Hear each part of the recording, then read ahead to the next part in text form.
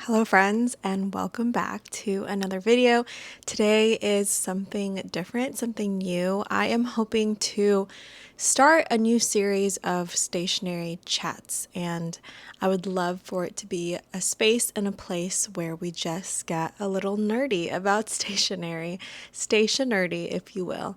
And so my purpose of this is to actually bring over some Instagram coffee chats that I used to do on Instagram and bring them over to YouTube and have a little more of a stationery focus. So on Instagram, it would just be whatever topic I really wanted to talk about that day, and stories expire on Instagram. And I think there are definitely some topics out there that are evergreen, that always come up in niche communities, in the stationery community. And so I thought, why not start this series on YouTube where anyone can watch this at any time, and it applies at certain times of the year.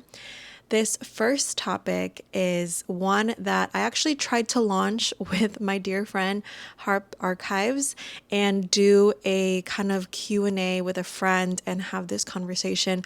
Unfortunately, none of the audio got picked up with these microphones.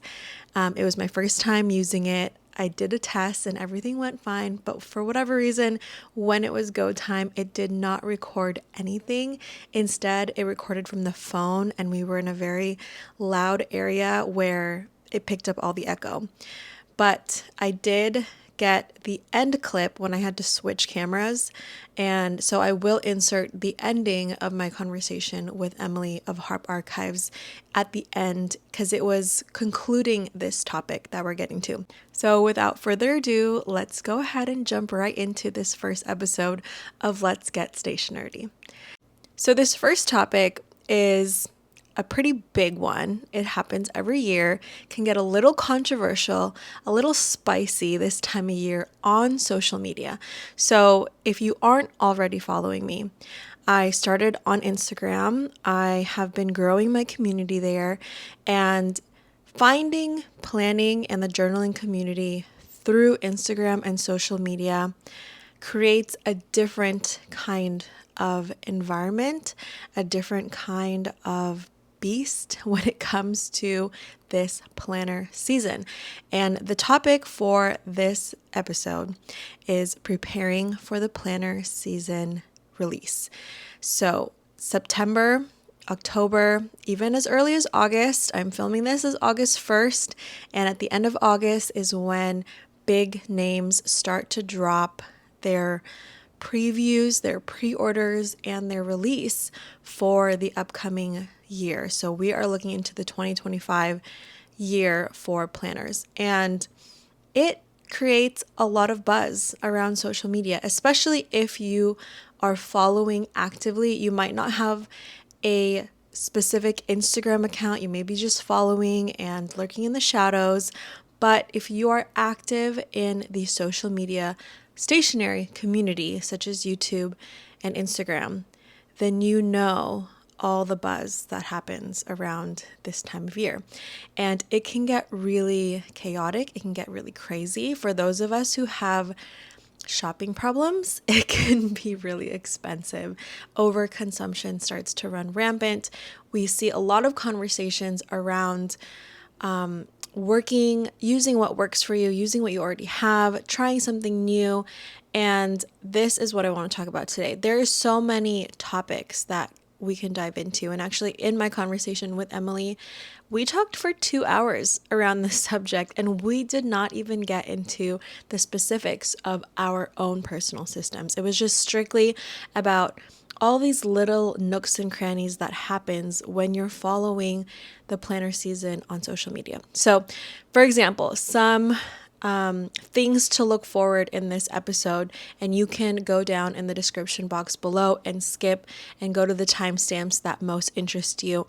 But for example, I want to talk about small businesses competing with big names like 𝘎𝑦𝘓𝘬, planner hopping, following these creators who planner hop, and how does that affect our consumption and our influence in this planner season. Talking about overconsumption in general and how it runs rampant during this time of year of planner releases. And then as a whole, social media influence, and how does that affect the planners we're using, the things we want to buy, the creators we're following, our relationships with these planner companies, whether small business or big name, and then of course the FOMO that encapsulates every aspect of being on social media. And it could be any community. It could be Bookstagram and wanting all these different Kindles that upgrade. It could be, the crochet community and all the tools that you could have. Like, it could be any community. There's always that nuance of social media and all the things that come out of it when you are following like-minded peers. And this is the world of social media influencing. We are being influenced by our peers, by people we see as our friends in this community. And so we are easily influenced because we think we can do what they're doing. We think we can use what they're using. We can buy what they're buying. And so let's get into this topic, slowly diving into all of these big controversial conversations. So I think the best way to attack the upcoming planner season is to equip ourselves with tools and a prepared mind. You are going to be successful coming out of this planner season if you reflect on your system and how this year has gone for you so far. If you go in like a headless chicken into the planner season and you're seeing all of these posts come up left and right, all your friends are starting to share on social media, on Instagram, you are going to get influenced. And there is such a thing as negative influence. There is a thing as positive influence. I would not be in a lot of the journals I am in today if I didn't discover them from social media. I had no idea I could do some of these things if not for social media, if not finding a creator who was sharing their pages and who was being creative. But I have tried so many things this year that I was inspired by someone else and it was not for me. And those planners are sitting in my storage and I can't sell them. I've written them. There are people who are willing to buy half-used planners and be able to use the rest of it. But unfortunately, in the stationery community, it is really hard without trial and error and physically purchasing something. It's really hard to know whether you like something. So we need to equip ourselves by reflecting on what our current system is. So if you haven't already done a mid-year reflection, I recommend you do so. Take a look at some of the journals and planners you've abandoned. What about those systems didn't work for you? Maybe it's not the system. Maybe it's not the page layout. Maybe it was lifestyle. Those are all the things we need to reflect. We are constantly changing, and the year is constantly testing us, whether it's our careers, our homes, our social life.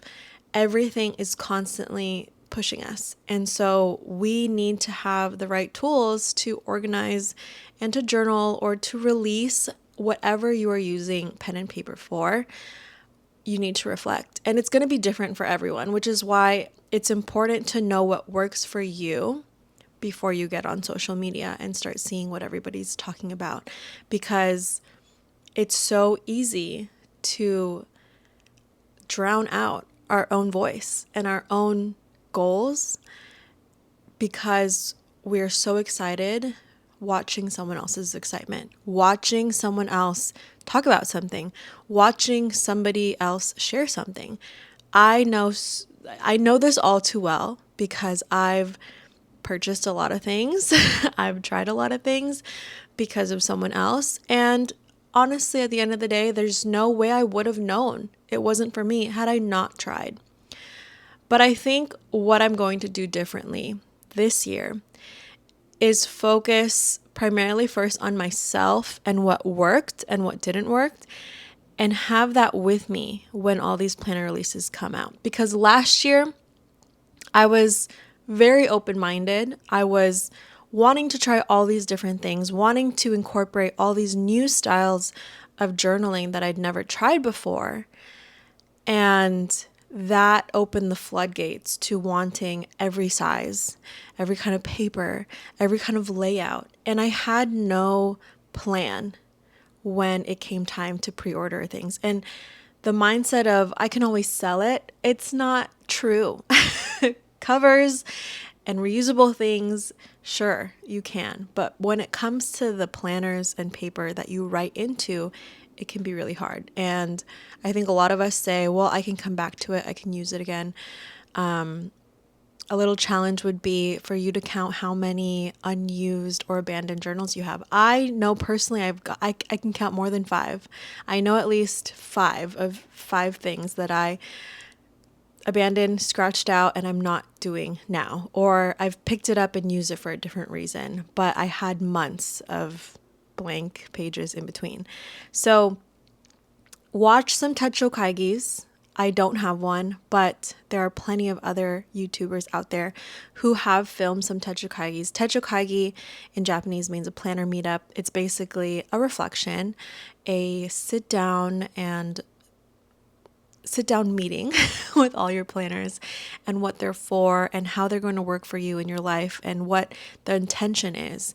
I think we all need to be aware of the intention of what we want these pages to do for us, for planning and for journaling. So, side note, kind of going backwards, I was never really in the planner community. I honestly see myself and categorize myself in the journal community, in the journal sphere. I did planning in bullet journaling style, counting the dot grids, drawing every single line, writing every single detail, and I did not have time for that anymore. I also didn't have plans to log. I didn't have anything I needed to write down given the lifestyle that I had 2 years ago.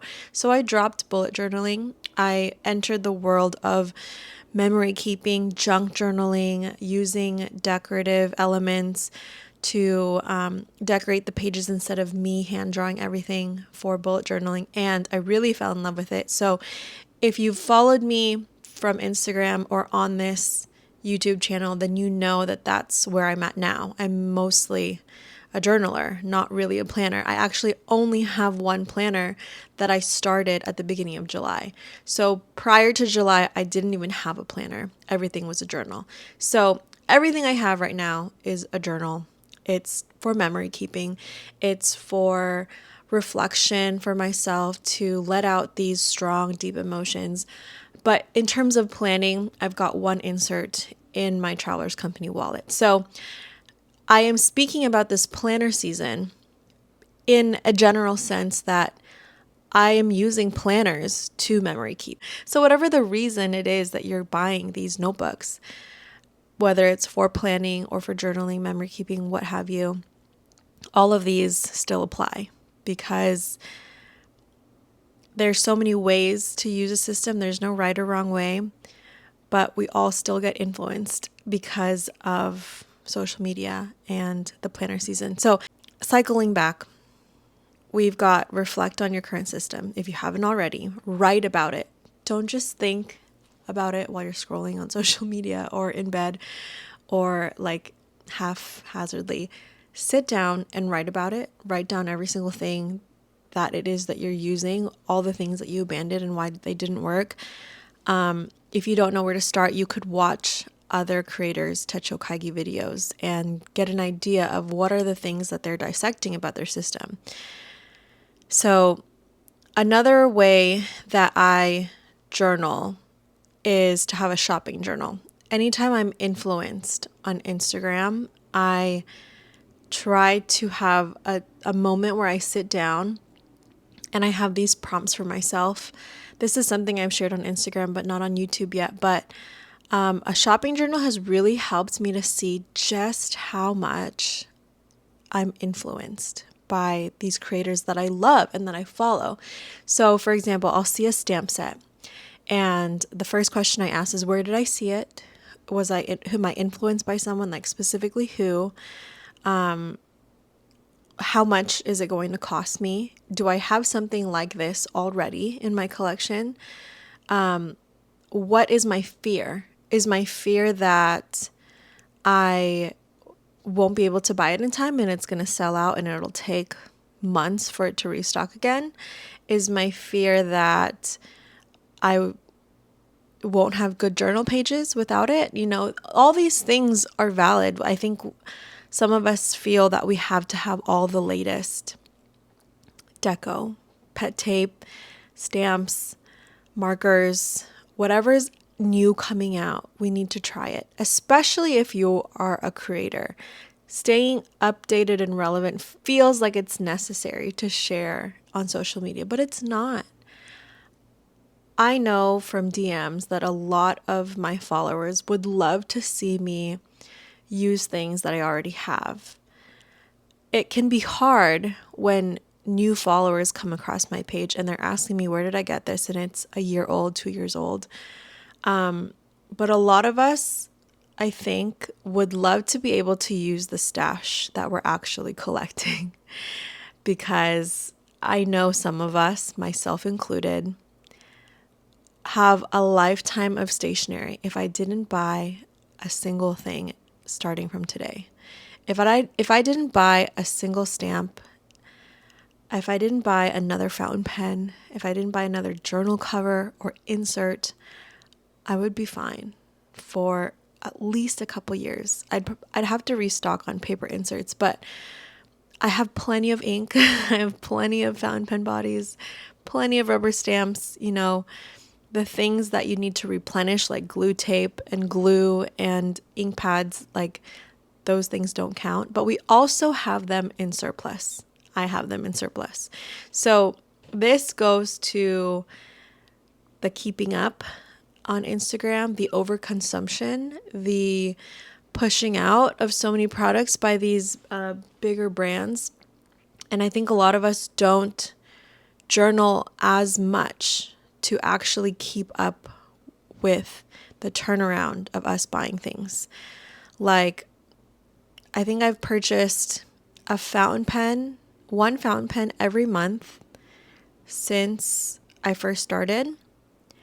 And I don't use my pens enough to justify that turnaround of me purchasing. Does that make sense? So I have enough pet tape. I don't need to buy any more pet tape. But yet I still want to when I see things. And so that's all year round. All these little things are coming out. But when the planner season happens, when the big drop happens from Hobonichi and they do their ginormous event of previews and you have all these stores announcing their 2025 catalog or inventory, it starts getting a little chaotic. It starts to weigh in on us and where can I fit this?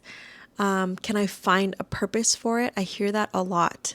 And it's like, newsflash, if you didn't already do the habit, the journal won't make you form that habit. I was daily journaling a lot last year, and I didn't start daily journaling because I got a Hobonichi. I was already daily journaling and I wanted a new format. So I got my first Hobonichi and I successfully logged every single day and did my daily journaling for a full Hobonichi. And I was so proud of myself. But I got so many questions. How can I start daily journaling? And people would see that I was in Hobonichi, get their first Hobonichi, didn't like the paper, didn't like the size, whatever it was, and then they would say daily journaling didn't work for them. You have to build the habit first. There's no planner out there that will create the habit of daily journaling for you. For example, I could fall in love with a Hobonichi cover and it only comes, there's no such thing as only comes in one size. I think Hobonichi always has them available in the A6 and A5 covers. Actually, I don't know. But let's just say a small business came out with a journal, perfect layout, exactly what you wanted, but it's not the size you wanted. And so you pick it up anyways, and you're like, I'm going to make it work. I'm going to start daily journaling. It's what I've been wanting to do for so long. I'm so inspired by so and so. And so you pick it up. It's brand new to you. You've never tried it before. And you're trying to start a new habit. And it's January 15th, and it just won't stick. Well, it takes 21 days of being consistent to formulate a habit, and it's still hard to stick to that habit. So even by the end of January, you still can't get daily journaling to stick, and you're like, it must be the layout. It must be the planner. It must be the size. I don't like the size. It wasn't what I expected. So you buy another planner, and you're still hoping daily journaling will fit for you. Or you use the planner for something else. You're like, oh, I'm inspired by this person now. I want to start a health log. And you've never done that before. You've never tracked your health before. So what I'm getting at is that you can't make excuses for yourself. Do not fall in the trap this planner season of picking those points of inspiration throughout the year and then justifying a planner for that purpose. Because if you didn't have the habit before planner season, that planner is not going to make that habit stick. It's not. I had successfully daily journaled for a year plus. I was daily journaling before that, but in a different notebook, in Archer and Olive notebooks.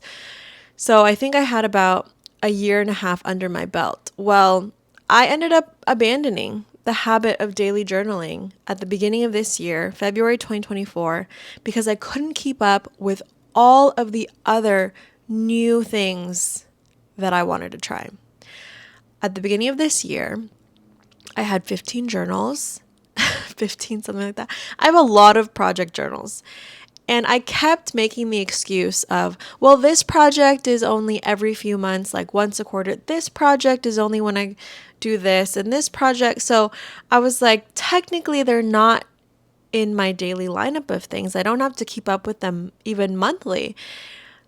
But I added so many things to my journal lineup, to my planner lineup, that was dated, and that was my downfall. So that's part of the reflection process. That's part of knowing what worked and what didn't work for me. So I know now in August, after 7 months, or even less than that, I found out in March that I needed to abandon some of these things because I had made journaling a full-time job for myself. And at the time, I was a stay-at-home mom. I was like fully diving into this Instagram journaling community. And so I really wanted to dive in and try all these things. I wanted to start planning. I wanted to keep what worked for me the previous year, which was my Traveler's Company diary inserts. So the monthly, the weekly, those were dated. I added a 5-year 𝘎𝑦𝘢 this year. I changed my A6 𝘎𝑦𝘢 from daily writing to photo a day journaling. I upgraded my daily journal size from an A6 to a B6, thinking that thinking that I need more space. And I couldn't keep up with all the dated pages. It was driving me insane to have so many blank pages, and I would spend more time trying to backlog than actually enjoy writing in the moment and releasing. My stress in keeping up with my journals was taking away the art of journaling and the fun of journaling, the release of journaling. And so I really had to abandon as many notebooks as I could. And I picked what was a priority for me. And looking at what I'm doing now, I need to reflect and dissect if I want to keep that going for 2025. So it's really important to not only know what didn't work, but why. What around that time of the year for you in your life happened? So for me, I found out I was pregnant. I started having morning sickness. I had no energy to keep up with my household, let alone have free time and sit down and journal. And so everything dated kind of went out the window. I prioritized my 5-year 𝘎𝘕 At the beginning of the year, it was my doodle journal. I was drawing in the 5-year 𝘎𝘕, and I don't draw. I do not doodle. So why on earth did I commit myself to 5 years of doodling? I don't know. And saying that now is like, I knew it wasn't going to work. Why did I still try? So I have half of February blank, or I guess a third. A third of February has doodles, a third of it is blank, and then the ending third I started just writing. So I abandoned my B6 daily journal. I just couldn't keep up with it. And so my daily journal went from a B6 full page to just 4 or 5 lines in the 5-year 𝘎𝘕 I abandoned my Traveler's Company monthly and vertical. Those were more of a creative release for me to decorate, to have fun with the page, try new layouts, use up all my pet tape. And because I was daily journaling in the 5-year 𝘎𝘕 and because I had decorative elements in my photo a day, it was just too repetitive. I was copying over the same things into my Traveler's Company insert, so I had to drop that. So I've kept the 2 𝘎𝘕s, 5-year 𝘎𝘕 and my photo a day journal. And then I had to, let's see, what else did I abandon? I pretty much just put all my project journals on hold. I have yet to complete my travel journal from January when I went to Japan. And I've relieved myself from a lot of the pressure because I was putting the pressure on myself.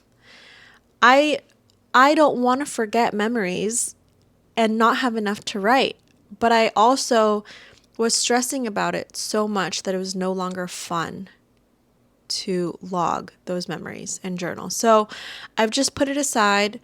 When the time comes and when I feel inspired or when I want to relive that moment, that will be the best time.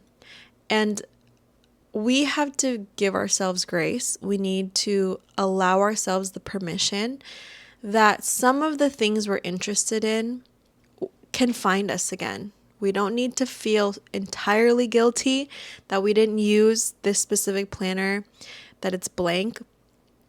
It's possible that it will find a time that it fits in your life again, because we're always changing. The seasons come and go, whether you live in a place that have all 4 seasons or I'm in California now, so it's pretty much the same all year round, but life is always changing. Whether you have kids that go to school, or it's your career that has those very busy months. Usually it's end of the year or beginning of the year.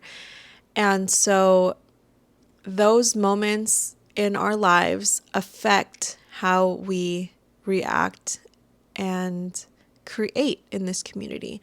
You might find that you don't have time to creatively journal. Everything needs to be in a planner. And so it's okay that some things get shelved. So I'm mostly allowing, saying that out loud to give myself permission, but also as a reminder that you may look at my YouTube and my Instagram and I'm always keeping up with my journals. I'm not. So know that you're also not alone in abandoning journals, in not being able to keep up, in not having enough time to enjoy this hobby. And yet when you sit down, some parts of this can be stressful. And I know there are going to be some people like, well, if it's stressful, it's not something you should be doing then. And that can be true, but a lot of the times it can come down to perfectionism. I love creating spreads, but sometimes I just get too ahead of myself. Like I want to use this element for something else. I don't want to use it right now. And then I end up not journaling. And then now I'm like, well, I haven't even used it at all. So how do I know that I'm really going to use this washi, this pet tape, this sticker that I'm saving for the right moment? And then yet our stationery stash keeps growing and growing. Okay, I digress.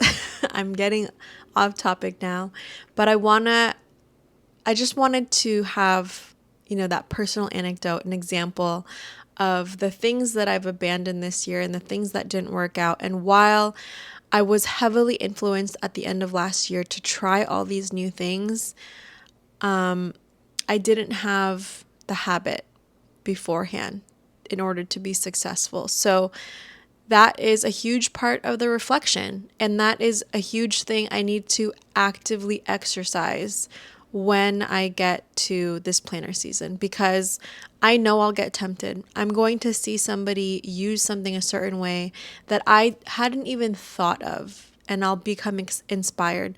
But it's not a reason to buy a whole new system, to buy a whole new planner, to completely revamp what's working for you so that you could fit it in. There is a way, there's always a way to fit it into what already works for you. And I think that gets lost a lot of the time.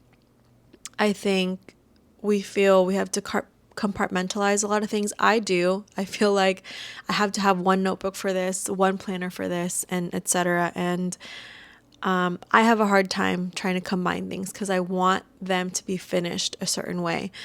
But I really encourage you, if you want to start something for 2025, start now. Start seeing if that habit works for you, like daily journaling, like reference logging, health journal, logging health symptoms and journaling about that. If you want to get into morning pages, start those habits now. You have the time. It's August. You have 5 more months until December. And I know people are going to say, but what about the release? What about things selling out? What about, that part of the planner season, of FOMO, of limited releases? It's all part of the marketing strategy to get you to buy. I was at a point in my life when I was buying too much clothes, too much shoes. This was many years ago, 5+ years ago. And one tool that I learned in order to fight overconsumption was to learn marketing strategies, learn marketing tools. What are the ways that these big companies are luring us in, or even small businesses? What are these ways that they're luring us in to want to shop? And the one thing that we don't ever hardly attribute to marketing is the use of our peers, the use of social media. And so there's a lot of free marketing for these businesses because they don't have to pay this person, this creator. This creator is just already excited about something and they just want to share. And that's where we get influenced the most. But when it comes to things like deals, like limited edition, once it runs out, we're not making any more, all of those things are major marketing strategies. And a lot of it can also be true. Small businesses can only push out so much product to justify the costs and prepare for the season. And it's possible that things will sell out. But that's why it's important to have this plan ready before planner season happens, before these releases happen. There's still time if you're watching this video and you're in the midst of planner season. Some things you might have to do, moving on to my list here, is you might have to reduce those influences, mute certain creators, unfollow some of these Instagrammers that haven't aligned with the way you want to journal or plan this year. It's middle of the year. You can probably figure out who these creators or Instagrammers are that have caused negative influence. And maybe these people won't pop up right away. But maybe think of it in a way as, is there an account that every time you see them makes them question your current system? And maybe you're questioning your current system because you still haven't found what works for you. Or you have found what works for you and you're so inspired and influenced by this person, it causes you to want to change what works for you. That shouldn't be the case. My point here is that you have to be strong enough yourself to be able to say no to these influences. There needs to come that reflective moment of either muting the influencer, unfollowing them during this season. You can follow them again later. So it's a very hard topic to talk about without sounding negative. But my point is, at the end of the day, you're the one following these accounts. It's your responsibility to be able to not be influenced or be strong enough to recognize the influence in yourself and then walk away from it. I think a lot of us give in to a lot of the overconsumption because we want to. We are looking for the excuse, and the minute somebody gives us the permission, then we're like, all right, it's justified. And personally, I don't like that. That doesn't sit well with me. I have found the rare few gems of friends on Instagram who I can safely go to and say, I'm really fixated on this. This has got me inspired. I'm intrigued. I want to try this. And these rare few friends will question me on it. Not just, oh, it's so cute, you should totally try it and buy it, and I'll even do a group order with you.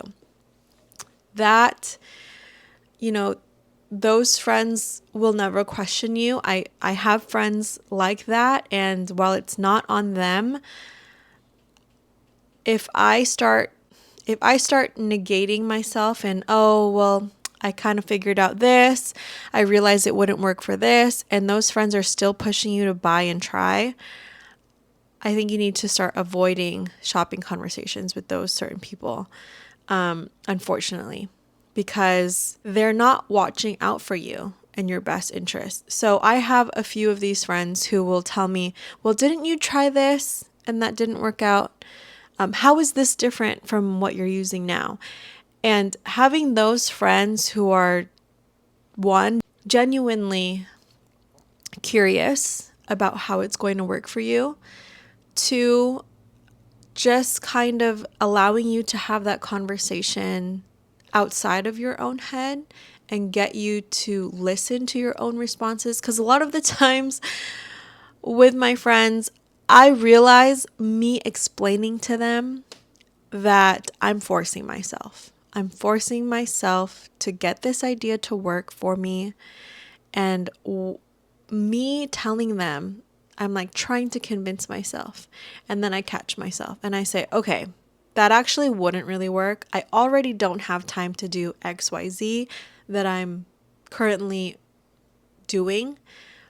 Why do I think I could add ABC and think that that's going to solve all my problems, fix my problems in my current system, and what have you? So I think it's really important to make those hard actions in our social media habits, to unfollow, to maybe mute, to maybe just detox from social media. Because if you have written down your wish list already for planner season, technically you don't need to see what's going on social media with all these other businesses. Unless you're actively in the market and hoping for something like a certain layout, or for a small shop to finally extend a size to a size you've been waiting for, then those are really the only cases I can see that you would be watching social media like a hawk. So just a rundown of some of the the things I've scratched. I'm like pretty much just scratching the surface on a lot of these things, and that is to have a personal reflection of your current system, journal about it. How is your system working for you? Reduce some of these social media influences, because FOMO is real and overconsumption is running rampant. And planner hopping. Planner hopping is also contributing to overconsumption, and I think a lot of that has to do with us not having clear, defined goals and lists for things that work and don't work for us, and so we continue to repeat the same mistakes. I don't want to make the same mistake as I did this year and adding way too much to my lineup that becomes a full-time job, that it doesn't become fun anymore for me. I need to have this balance between what is the content creator side of this fun hobby for me and what is fulfilling me in this hobby, like memory keeping and creating these pages that my children and my husband and I can look through again from this year. So create a goal. Know what your goals are in this planner season. Like, I know I'm in the market for an A6. I don't plan to go anywhere else for it. I know I'm pretty much going to go with 𝘎𝘕, but I'm also going to allow myself that wiggle room to play around with other ways I could continue my photo journals if I decide. I don't know if I'm going to continue my photo journal in the 𝘎𝘕 A6 because of the bulk and the chunk. I don't mind it. But is there another solution? Yeah, maybe the AVAC, maybe a different notebook, a small brand to support. Those are the areas of wiggle room that I'm allowing myself to have fun when the planner season comes out. But for example, I know B6 didn't work for me. I know my paper test design B6 didn't work for me. As much as I love the layout, I am writing on my list to not get tempted. Do not get tempted by paper test design. I already saw a sneak of their new pocket size that they're doing, and that already tempted me. I've never journaled in a pocket. Like, I could barely write in a passport. Why do I think a pocket journal just being slightly bigger would make it a more enjoyable experience, when I already love being in the standard size insert? So those are just examples. I think more importantly than creating a wish list is creating a no-buy list. All the things that we should avoid from past mistakes, things that didn't work, to not repeat the same mistakes. So, for example, what I would write on my no-buy list: don't get tempted by 𝘎𝘕 𝘠𝘵, because I do not like the weekly section. I do not like the A5 size. It's way too big. I've tried it, but I'm okay with blank A5 for like to have extra Tomoe River paper, to have an ink journal. So that's what I'd be writing on my no buy list. Like, stay away from 𝘠𝘵, stay away from the A5s there, but give yourself some fun and enjoyment to look at what the blank notebook design might be. It's important to have whatever these bullet points you write on your no-buy list, because you need to refer back to it and stick to it when temptation arises. So I don't know what small businesses are going to release. I probably won't even realize that I was looking for something until I'm shown a new planner.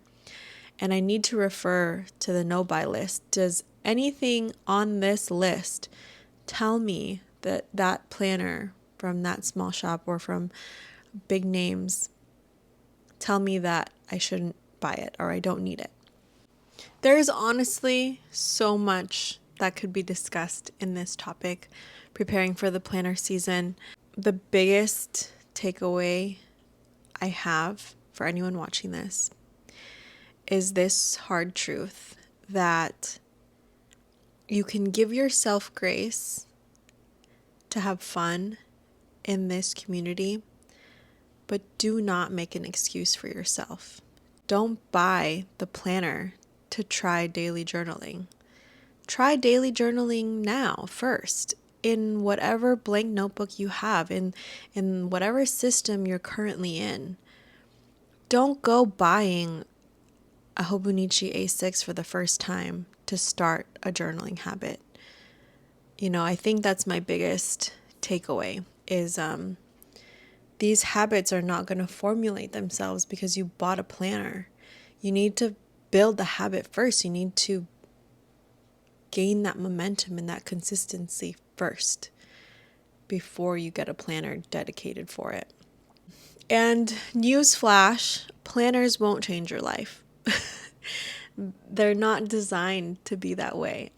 We always joke that way, like, oh, I think this planner is going to solve all my problems. But everyone plans a different way, so it's really hard to find the planner that's made for you and the way that you plan and the way that your life goes and etc. So unfortunately, there is a lot of trial and error. I think that explains a lot of the planner hopping that goes around. But I think there's a huge difference in planner hopping because you're trying to find something that fits your lifestyle versus planner hopping because you just want to try what someone else is trying. It's really hard. It's a really sensitive topic to discuss because, I had never memory kept before. I had never used a TN before, but I created memory keeping pages in my planner, in my bullet journal. I integrated them and they became my favorite pages in my bullet journal. And so in 2023, I dedicated a full journal to memory keeping after I had tried it for the later half of 2022. So I know that it was something I wanted to continue because I had tried it not because of a planner season, but because I was inspired and I integrated it into my current system. So I'm trying to think now, looking at what is on my daily, weekly, and monthly to-do list for my journaling hobby. And I can't imagine dropping any of these things, such as my 5-year 𝘎𝘕𝘤𝘰𝘳, my photo a day, my project journals, like logging my coffee and tea beverages and stationery meetups. I also can't see where I have any wiggle room to add something else. I thought about and considered getting another 𝘎𝘕𝘤𝘰𝘳𝘕 to return to daily journaling, but I think what I'm going to do instead, because I don't need daily journaling as much as I did before. Now that I have my 5-year 𝘎𝘕𝘤𝘰𝘳, it's kind of half and half. It's half memory keeping, half releasing some heavy emotions, but every few weeks, every few months, there comes a time that I need a day to just really unload on paper. And I might either just do that in a blank notebook or have a dedicated insert for those really heavy, tough days. And that's just for me. So I'm not blending it into any memory keeping or 5-year 𝘎𝘕𝘤𝘰𝘳, or in my 5-year 𝘎𝘕𝘤𝘰𝘳. So that's where I'm at with my brainstorm. So I really need to solidify my list as well before the planner season comes out. I'm really not tempted by anything except for Traveler's Company. This year I learned that Traveler's Notebook is really a project journal for me. I had a great year and a half of being in the vertical weekly and in the monthly, but I'm slowly starting to teeter off now. I had abandoned it for the first half of the year, mid-March, and picked it back up with the second dated insert starting in July. And I did all the weeks in July, but I'm always a week behind and it feels like a chore. And I don't want any part of my journaling to ever feel like a chore again. So that's one thing I need to really reflect and see how is that going to fit in my life 2025, because I have to remind myself I'm going to have a newborn baby. We are in a different lifestyle now. Last year, we were overseas, isolated from family in our own home and space. Now I am back in California, living with family and friends in a blended home, and I have more social time. I have more time to be out away from my desk. So I need to lighten my journal lineup. What little time I find that I'm having to journal, I'm focusing on memory keeping. Memory keeping for my family with photos and such like and things like that. Whereas my traveler's notebook vertical and monthly was a form of creative release for myself to use my pet tape and stamps and things like that. And I just don't see that being the main priority right now. And so I'm questioning whether I'm going to pick up the entire Traveler's Company diary setup for 2025. I just know that I really want to continue collecting the leather tags, which you have to spend $75 or more with Traveler's Company. And so I'm also holding out for a release for Traveler's Company. So there are all these things that I'm trying to prepare for and be realistic about, because if I can barely keep up with those dated inserts now, what makes me think that I'll be able to in January when my life is a lot more hectic and chaotic? So I think I will be skipping out on those. I really enjoyed the monthly. The monthly is really easy. It's the vertical weekly, because I am repeating a lot of things from my photo a day journal, from the 5-year 𝘎𝘦𝘥𝘪𝘐, I have one of my projects right now is my pregnancy passport. So a lot of things I am repeating when I am working in my Traveler's Company vertical weekly. I think the reason I justify that is because that is my number one Instagram photo feed content. If you go to my Instagram right now, as of the release of this video, a lot of my recent photo content has been the Traveler's Company weekly. Because it doesn't include a lot of photos, I feel that it's better received in the Instagram community. But that's not a reason for me to continue journaling in there. That's not a reason for me to continue buying that insert for next year. So, see, a lot of reflecting. I'm doing some reflecting out loud now here on camera. But maybe that's helpful to see ways that you could reflect about your system. So I feel like I'm slowing down a lot in my journaling hobby, slowing down and making purchases because my space has changed now. I purchase based on my physical space. The more space I have to store things, the more I feel like I can buy. But my space has drastically gotten smaller, and so I will actually have to sell some things, some planner covers, and so that is forcing me to slow down, as well as I don't have as much time to do all of this creative journaling that I love, like memory keeping, like working on my travel journal. I have not had time to backlog my Japan trip from January because I'm wanting to keep up with some of these daily things, like my photo a day journal, like my 5-year 𝘎𝘕𝘢. So by the time I am caught up every week, I don't have time for anything else. So a lot of this is showing how lifestyle really affects the way that we interact with this community, and how much time we actually have to allot to the art of journaling, the fun in planning. I will be starting homeschool for the first time with my oldest daughter, and so I think I need to account for that too, something that I've never done before.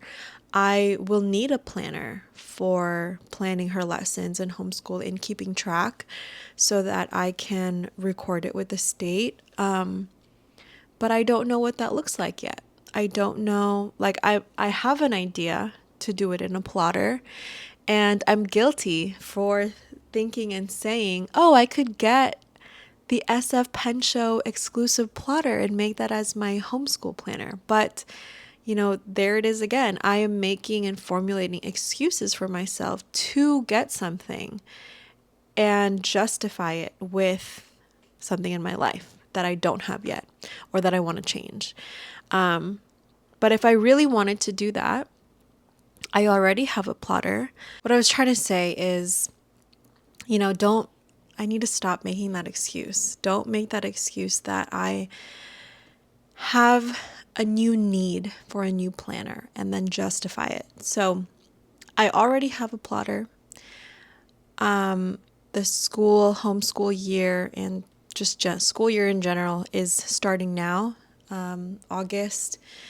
For me, I'm going to start end of August. I should definitely play around in my current plotter, figure out some layouts, and practice. That would be the responsible planner thing to do, is to create some faux inserts, some fake layouts, and play around with what I actually need. And the reason I'm thinking a plotter would be great is because it's rings, it's modular, I can move things around, I can do it just based on like the quarters or the semesters, and I don't need to have the whole year in one book, so to speak. I also have other systems I could use. I could try one of the very many blank A5 notebooks I have from Archer and Olive that I kept from the days that I was bullet journaling. So,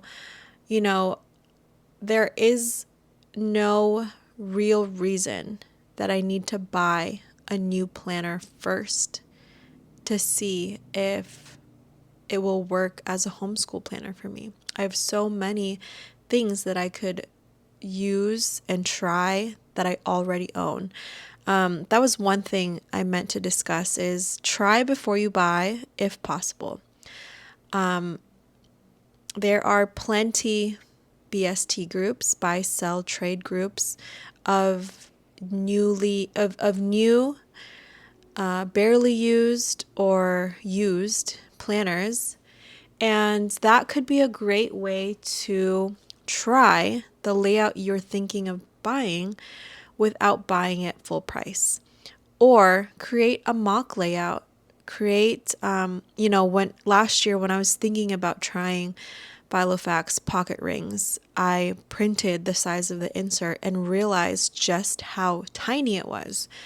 But I was so fixated on the system. I was like, you know what? The page is tiny, but it's going to look so cute with dividers. And in this cover, I'm going to buy secondhand, so it's not as expensive. And I did it. I set it up and it was cute, but it was not functional by any means. It was way too tiny for me.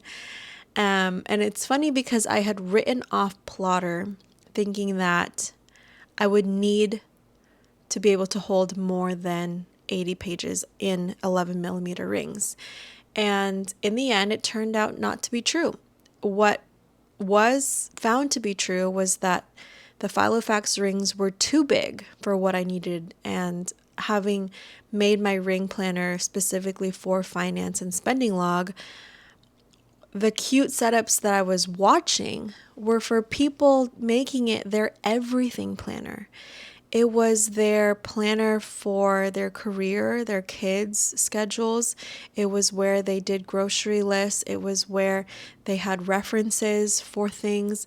And here I was watching all of these ring planner creators and getting inspired and influenced, and their setup is so cute, and I want to get all the same dividers, and I want to make mine look just like theirs. But the purpose of mine was completely different. And so when I finally set mine up, mine looked and functioned so differently than what I was watching that it did not work, not even for a few days. It did not fit what I was wanting to use it for. And I let the vision of what I wanted it to be and how I wanted to emulate those other creators, and in the end, what I wanted it to work for me couldn't. It couldn't be. It would never be what I needed, because I was so focused on how it looked, how it flipped, how it, all came together. And so I scratched that. I ended up getting a plotter. I was able to find one secondhand, and it works so well for me. And I have about 4 or 5 pages per month.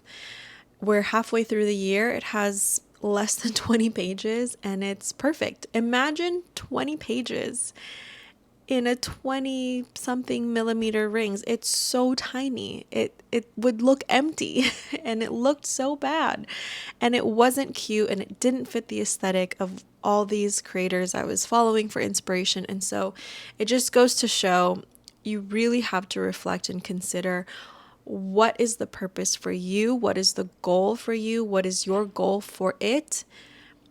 And really see, is this idea you have in your head from social media or from someone's example, is it going to apply? If it doesn't work out, how much money are you going to waste? How much time and energy would you have wasted? So it's hard. Unfortunately, like I said, there's no right or wrong way, because we have to go through the trial and error. I had completely written off Plotter as a finance rings planner, but it wasn't until I tried a pocket planner, tried a Franklin Covey compact size, and those 2 fails is what led me to finally go back to Plotter and be like, okay, let me see if it'll actually work. And it did. And I've been in there for finance and spending log tracking the entire year. And so unfortunately, I now have to sell the Filofax pocket. I now have to sell the 2 Eternal Leather Goods FCC ring covers, because I don't see myself ever using them. And while I did get them at a great price used, it's now one more thing on my to-do list that I need to do. It's now, one more regret, but, I learned a big lesson in that. So can I really say that I regretted it if it led me to the system that finally worked for me? So it's just like caution to the wind. Is that the right phrase? I have no idea. Just be aware. The only way for us to tackle this in the most responsible way is to be aware. Be aware of your journaling and planning practices. Be aware of how much time you actually have to allot to this hobby. Be aware of the influences around you. Be aware of how your lifestyle differs from the other person that you may be comparing yourself to or inspired by. These are all huge things we have to remember. We have to have the right tools and the right mindset to consume social media. I know I focused a lot on social media influence in this upcoming planner season, but I think it's the biggest point to talk about, because these big companies and small businesses are going to push these planners out year after year. It's their goal to sell as much of these notebooks and papers as they can. And they will market them to our peers. They will send these products to creators for free to play around with them, to market them in a way that doesn't feel like marketing.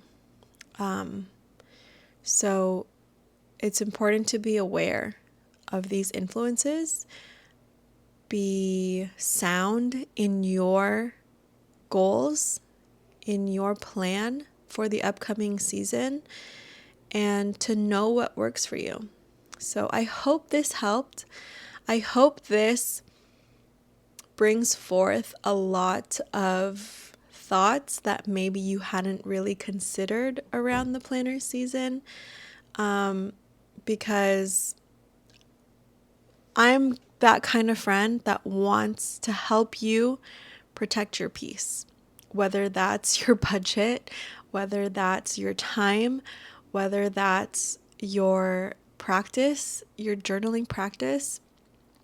I want to help you have the best time and not start 2025 with regrets for overbuying, with regrets for adding too much to your plate, or not being prepared, or being influenced.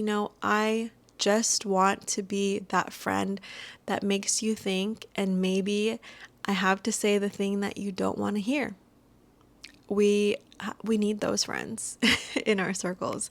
So I hope I can help you have those tough thoughts, have those tough conversations with yourself, give you those hard truths to get you thinking and be prepared so you can tackle this upcoming planner season head on with the right goals and come out of it not too damaged. I don't want to say unscathed, because I can't even say that I'm going to come out of it unscathed, because, I know I'm going to get tempted. I have no idea what they're going to release. So segueing into the ending of this video, I want to talk about what we plan to get and condense it all in the end here. So why don't you start? What you're going to get, what you're not going to get because maybe you had an experience this year. Yeah. And what is your plan in terms of trying to stay focused? Yeah. So I think the focus will be a bit easier for me to start with. So my focus is going to be functional, and then leaving enough room for play in my journaling. So I know that I need a certain setup to remain successful for planning. So I'm probably going to stick to the exact same planning situation. So I'm going to continue with my plotter Bible for personal planning, and I do buy the dated plotter inserts, the weekly and the monthlies, and then I just get the blank pages for my daily log. I will continue to use it that way, because right now that is my rhythm, my comfort, and I can't see myself moving away from that. And then for work, I'm for sure going to continue to use the A5 𝘎𝘕 I think that it's important for me to have a one book reference for work. Absolutely. And then for the fun, I think what I'm realizing for fun is that it changes a lot.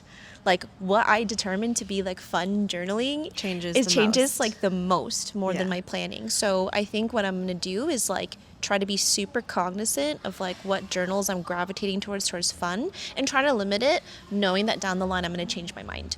So my fun journal that I know will remain consistent is going to be my 𝘎𝘕𝘬𝘰 techo A6. I love having a one book of memories. Memory keeping. Yeah. And like I said, if I happen to memory keep in another book, I'm not going to repeat it. I'm just going to record a different memory from that day, and I just love flipping it through. And with the 𝘎𝘕𝘬𝘰 A6, I have no formula. I do whatever I want every single day, and I'm going to continue that. And then for my Dear Diary, I'm going to probably do for the A6, it's going to be Avec. Because of all the... Yeah, I forgot to say that. Because of all the ephemera I'm going to put in. And then for Dear Diary, this is where I'm split. I would love to do a dated hone, an A5 dated hone. But I noticed that with long form journaling, it's very seasonal for me. I don't think I can rely on myself to be an A5 long form journaler for 365 days. But I love the format of the daily. I love how they're... Going back to a blank page, I like how there's a date there and that there's like margin, so it doesn't feel like I'm starting and on a it's blank one page. page for one day. Yeah. So right now for Dear Diary, I'm debating between like an A5 hone or just like an A5 day free. Yeah, but already thinking about the day free gives me a little bit of anxiety because it's blank. Yeah. Like, so we'll see. Yeah. It's And such a then- minute difference, but it can make a big change in how you perceive the notebook Yeah, and yeah. how you get started. Exactly. And I think that for me, like I'm testing out a hone right now, and then I was in a blank, so we'll see how I feel journaling in those. And then I think the wild card is that I'm for sure gonna get weeks. Whether or not it's 1 or 2, we'll see. Because right now I have 2 weeks. One is my health log, and one is like a finance log as well. So I for sure see the health one occurring again because it's something I do every year, and I need a dedicated reference book for that.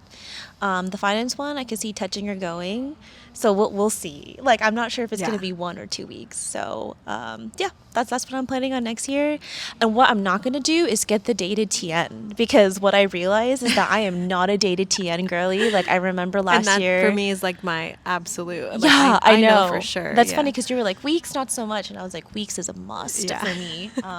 But yeah, so speaking of like the hype, I got totally swooped into the hype last year with getting like pre-ordering the TN dated, and then like I got it and I just like didn't resonate with it, and I ended up giving it away because for me, like you said, TNs are project journals, and I can't have anything dated for a project journal. Yeah. Yeah. Yeah. With the dated diaries and Yeah. stuff. It's just so tempting because of the stickers that The they stickers include. and also like the aesthetic, right? Like, Yeah, because whatever the theme is. I think that the aesthetics of like the weekly vertical is so appealing, but like I can't get myself to have fun in it yet. Like, I haven't found my rhythm in it. Yeah. And so that's one of those things where I just don't want to force it. Like, Yeah. it's okay. I While can live you- without the stickers. While I'll be you do fine. enjoy the dated, you enjoy an open dated format. Whereas Yeah. like the vertical has the like a line for each hour, and then it's squished all like 7 I days. think it's like squished in very one. narrow. Yeah. And I write quite big. And I know Yeah. that you can overlap it and just kind of like clump memories into a given section, but I'm a very literal person. Yeah. So if I have a memory if on it's Tuesday, telling you to I do want it on one Tuesday. column, you want it in the I one wanted column. to do it on Tuesday. Yeah. Is there anything that you're not getting because of an experience you had this Yeah. year? Yeah, I'm not sure if I'm going to continue with my field notes. Like, I've been using it as like a commonplace and just like a field journal, and like literally it does not keep well with like any of the pens that I use. I use gel pens and fountain pens, and there's always bleed through. So that's when I realized that I really do care about the paper experience. So Yeah. I probably won't continue the field notes, but I would want to try to find a pocket notebook that I can carry around Yeah. easily. I don't resonate with the passport size for whatever reason. Like, I feel like the Pocket field, size, yeah, like maybe? the maybe pocket size. So It's we'll a little see. bigger than field yeah, notes. but I have a couple of field notes that I'm gonna work through before, and then once that is Work through done, your stash. I'm gonna work through my stash, see what Yeah. happens. So I'm not gonna do field notes again, and then I don't think I'm gonna do Stationery again either. That's right. You. Had I was in Stationery. Stationery. Yeah, I finished it, but like the bleed through because I was using it as a Dear Diary, the bleed through was really annoying, and I just like, even though I don't flip back and read it, it really bothered me for some reason. You might not flip back to read it, but when you flip back to write on the other side of the page, Yeah.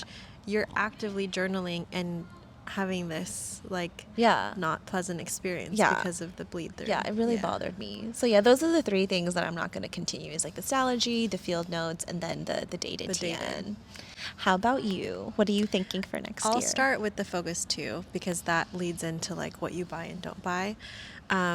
I think I'm definitely going to write down and like make that self-talk list and checklist, and then I think I'm also gonna have some questions to ask myself when it gets to those planner releases, similar to like my shopping journal, but Yeah. instead it'll be towards the planner Yeah. release. Like, is this a planner or journal? And then like if it's a planner, next question, if it's a yes or no, kind of like Like a those little decision tree. brackets. Yes, Oh my a decision gosh. tree. I think I'll make a decision tree. You should share it too, because I think some people would benefit from the exercise. Yeah, I'll share it. It'll be it'll be, the questions will depend on Yeah. like, the person. Whereas for me, like, I think what I would include in the tree would be like, okay, is it a planner? Is it a journal? If it's for planning, some things that I care about is whether it's small enough to bring with me. Like, I wouldn't want a big, heavy planner. Yeah. I like my planner to actually be incorporated into my wallet. So because I want to incorporate it into my wallet, can I fit it at least in 2 inserts for beginning of the year, end of the year? Because a lot of inserts that fit in Passport are so little in terms of pages and how much they can really hold. So it's really hard to fit a full year in a Passport notebook without it being really thick. And so those would be some of the questions based on my planning style, based on my journaling style. So like with journaling, it'll probably be more questions tailored to my experience this year. Like, let's say I see a journal. How is this different from my Travelers Company projects? How is this different from the 𝘎𝘦𝘢𝘬𝘳? Because I know those work for me. So the question needs to be in relation to what I know works for me. Yeah. Not just like the planner questions are more of function, like can I carry it around? Can it all fit in one? So it's more about layout, about portability. Whereas if I was tempted by a new journal, how does it beat my system of a TN? Yeah. How does it override me wanting to use a 𝘎𝘕𝘢𝘬𝘳? Yeah, that's a good point. Because if I know those work for me, then don't get tempted so much on the hype of like trying a new book. Because if I find comfort in the way that I journal in a TN, that comfort won't translate into a new layout, because that comfort comes from the type of paper, what size that paper is, what journal cover is it in. So I know that I really enjoy my project journals in the TN, and I know that I like memory keeping in the 𝘎𝘕𝘢𝘬𝘳, but also Dear Diary stuff, kind of daily writing. So to segue in what I am going to buy, I know I'm going to keep an A6 of some kind, whether it's AVEC or a full year. I just don't know if I'm going to continue photo journaling or go back to daily writing. But for you sure, know you'll find a I'll pick up function an for it. A6. Yeah. I know for sure. I just need to. That's what you said last have year that. too when I asked you the same question. You're Yeah, like, I for was sure like, A6. I was you like, knew. for sure I'll get an A6. Yeah. I'm keeping the 5-year, so that's pretty much it for 𝘎𝘕𝘢𝘬𝘳 for me. Okay. Because I already have the Yeah. the blank one to start my ink journal. I don't see myself getting tempted with a week's, or if anything, I maybe stock up on blank 𝘎𝘕𝘢𝘬𝘳 journals. That's the 'Cause only the paper. Because of Yeah, the paper. yeah. And they're just nice to have whenever I want to do something special with fountain pens. I also like to be able to cut out the paper and then use it elsewhere. Oh, yeah, that's a good point. To do tip-ins or fix some errors. Because of the blank pages, Yeah, that's smart. For Travelers Company, I might pick up more Passport stuff because I really enjoyed my pregnancy journal in Passport size. At the beginning, I thought it was too small to journal in the Passport, but now I'm really liking that I'm able to kind of pinpoint exactly, like, to be concise. That's what I'm trying to say. In the Passport, it forces me to be concise. It's like a minimalist space. It forces me to really be selective in my deco, and it's easier to fill a page. It's kind of more like captioning.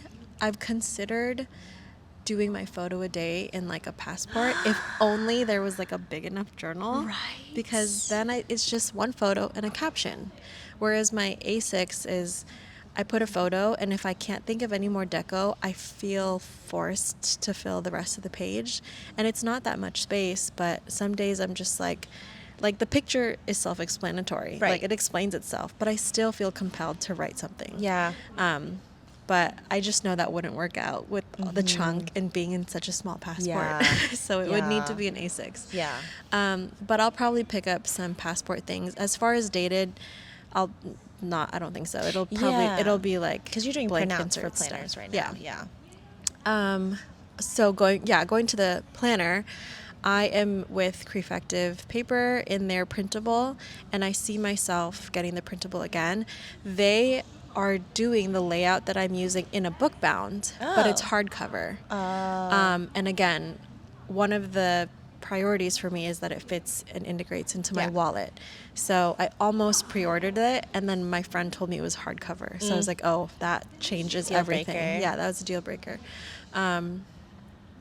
As far as anything else, I can't think of any for sures because I'm reminding myself that my life is going to look very different. You're going to have another kid. So Yeah. I have 2 kids now. Yeah. I am due in October. I'll have 3.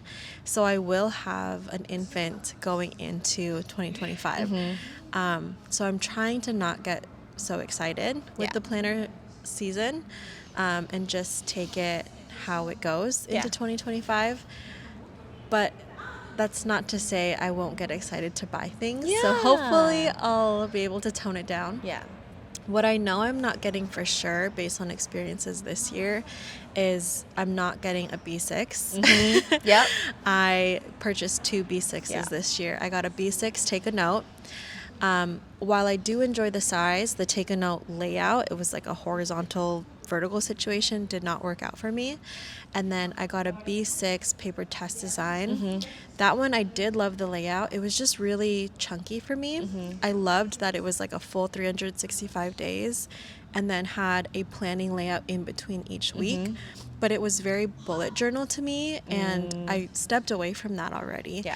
And so to have something that was in the in-between really confused me in my journaling style, because I was like, okay, I have plenty of these pages. If I want to plan, I have to do a bullet journal style. If I want a daily journal, I need to split the pages. So I was doing a lot of math. That's a lot of cognitive load for something that's supposed to be freeing. For something, yeah. And some people love that because you could use the layout any way you want. But as a perfectionist like myself and wanting everything to have the same amount of space, because it was 7 blank pages, I could have done a page each day.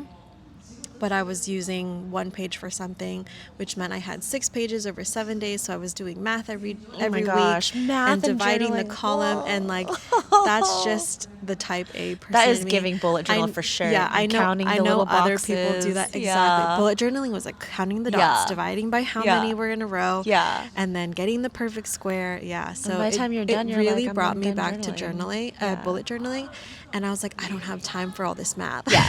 So I am not doing that again, but it makes me sad because I really enjoyed Paper Tess's layout, and that's a weakness I see in myself where I'm watching her account, I'm watching what she's pushing out, and I'm getting tempted because I really like the way that she does things, but I know it probably won't work for me because my planning is very minimal. It can fit in a passport size easily. I don't need a big elaborate book with all these blank pages. I already do all the other things elsewhere, and I don't plan on changing anything else so that it could fit in a paper test layout, if that all makes sense. Yeah. So that's a weakness of mine that I know going into the planner Seeing season. the potential of things. I already saw her new pocket notebook design and was tempted, and I don't even use a pocket size or anything. I was just like, oh my God, I could totally find a use for that. Yeah. So that's something I for sure should stay away from because of an experience I had, but I also recognize it's a weakness going into this planner season. I will not be buying a weeks. I tried the Kinbor weeks, not going to get a 𝘎𝑦𝘢𝘥 or any kind of week size. I'm trying to think of all the things I abandoned at the beginning of this year. A lot of the things I dropped, I've come back to this summer. So I dropped my daily verticals and I'm back in them now. Yeah. I dropped daily journaling and I'm daily journaling in my 5-year now because when I had the daily journal, I was doodling in the 5-year. So I've now you switched it up. Switched that and combined that. But as far as what I'm avoiding or like what I'm not purchasing this year, I think it boils down to just the paper tests and the B6. Or just things that you think that are like very inspiring because like someone is using it in a certain way and you like the book and you're excited about the layout, but you're like, does this functionally fit my life? Yeah. Like, what am I going to use this for in my life? And that's why that's why my prompts this year for myself do heavily lie in trying to weigh them against my 𝘎𝘦𝘢𝘳𝘰𝘯𝘕 and TNs, because this year really solidified those journals for me, because I'm now in my second year of them and trying different styles that I think I've found my footing now. So my prompts last year looked very different. Oh, yeah, because we were still trying to find our footing. And I think that's why you Yeah. went into really big experimental, like 2024 with like 15 journals. Because I think you were also trying to figure out what was working for you consistently. So currently I'm in, if you count my dailies, really only 3. My 5-year, my weekly vertical, and my photo a day. Photo a day is 6. Everything else is a project journal. So if I really counted everything, I think I'd still be around 10 or 9. But the project journals are those special occasions, like when I try a new coffee shop, when I have a stationery meetup, when The baby journal. yeah, my baby journal, which will Grace end in and October. cadence journals. Yeah, so really that 15 didn't go down all too much, but my daily, weekly load went down by a lot. Your daily is super sustainable. Like, you know, My current one. The 5-year is like a one-liner. At the beginning of the or something. year, I think my daily load for journaling was like 5 journals. Yeah, which is a lot. Yeah. Now it's 3. And consolidated, because my 5-year turned into like my kind of like my emotional dump and Dear Diary and memory keeping. I love that, like, 𝘎𝘕𝘢𝘳𝘰 is always like, it's going to be whatever we want it to be. You know what I mean? Like, you know how you're like TN projects, but 𝘎𝘕𝘢𝘳𝘰 is like, well, if it shifts, it it's could fine. be my photo journal. It could be my your emotional journal, your Dear Diary. So 𝘎𝘕𝘢𝘳𝘰 is a lot more free flowing for me. I'm a lot more rigid in my TNs. I understand that. That's like a certain aesthetic. I'm pretty rigid in my plotter.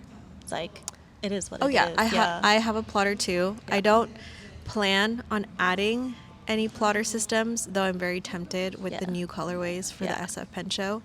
But I will continue. That could be your ink journal. I'm just kidding. Don't listen to me. Don't listen now it's to me. The enabling section of this talk.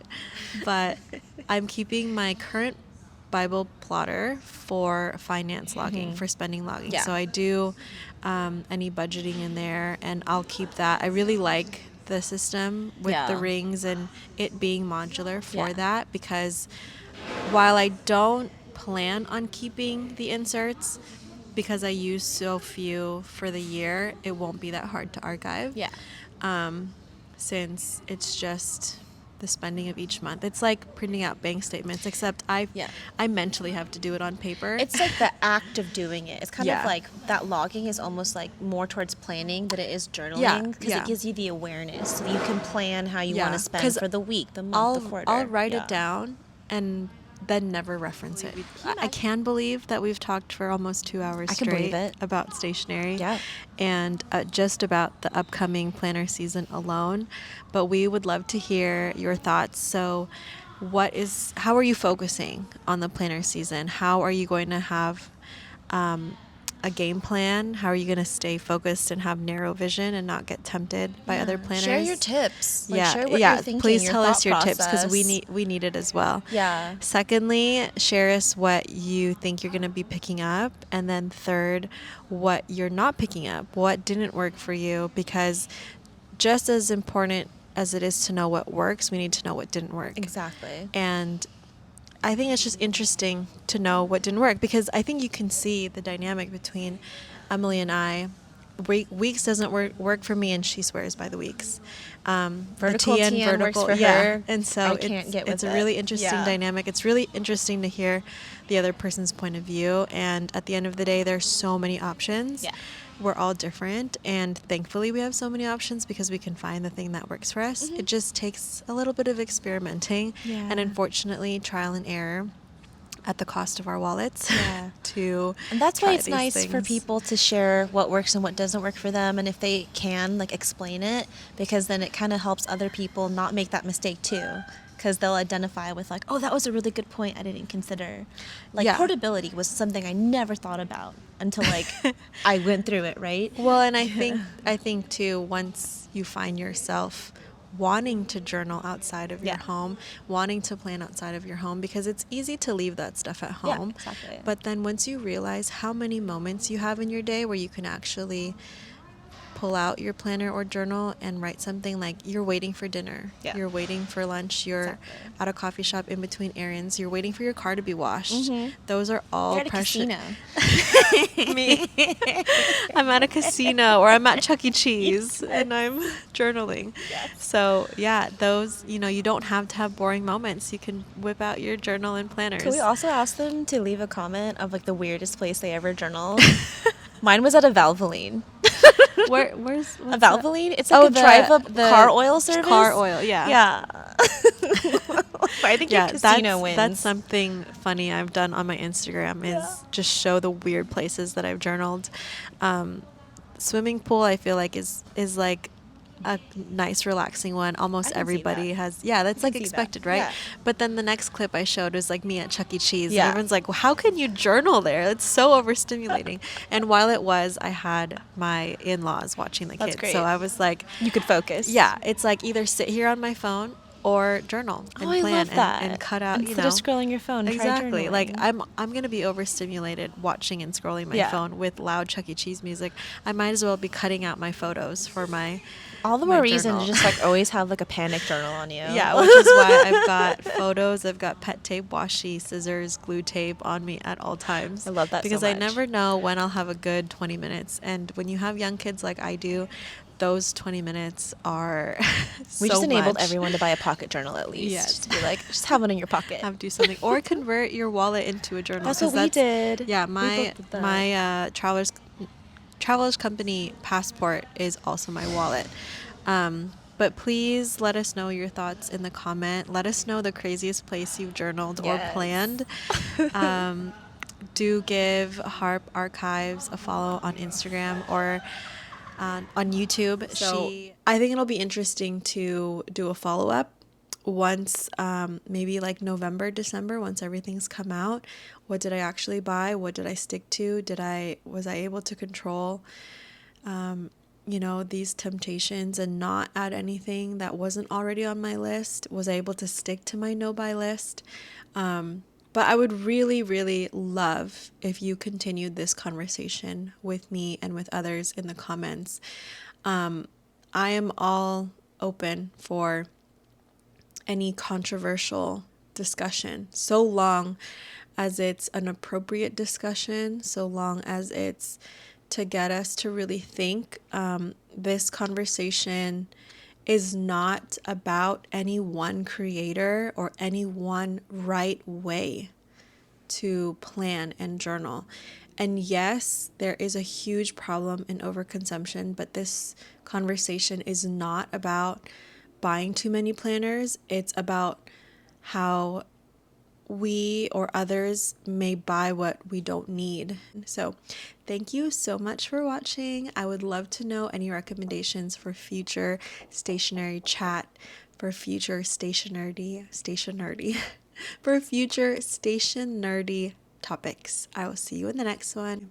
Bye.